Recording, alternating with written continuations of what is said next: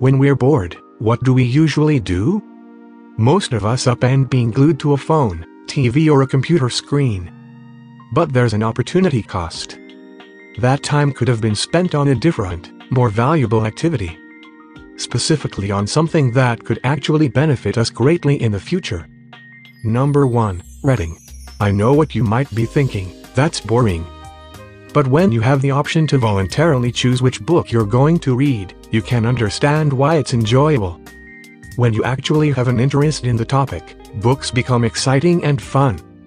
Not only can they help ease your boredom, they're also one of the best ways to expand your knowledge. This can give you a massive competitive advantage, especially if you read books about the field you're working in. There's a reason why most people that make it to the top read a lot more than the average person. Number 2. Planning and goal setting. People often forget why they're pursuing something in the first place. This lack of direction then often shows up as boredom. That's why having goals is important. They are like a compass that guides you forward. When you write down your plans, your brain likes to filter out things that it deems less important. Furthermore, a physical list will serve as a visual reminder of what you're supposed to be doing and why you're doing it in the first place. Number 3. Exercise. When we exercise, our brain releases a cocktail of neurotransmitters, which balance our mood. They make us feel good, while reducing anxiety and depression.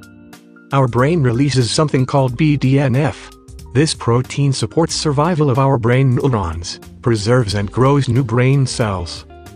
This allows you to make better connections and remember more of what you learn. And exercise helps you do that. Number 4. Clean up your room. When our surroundings are a mess, so are we. But once we remove all this visual clutter from our environment, we're able to focus and process information much better. Because there are fewer things competing for our attention.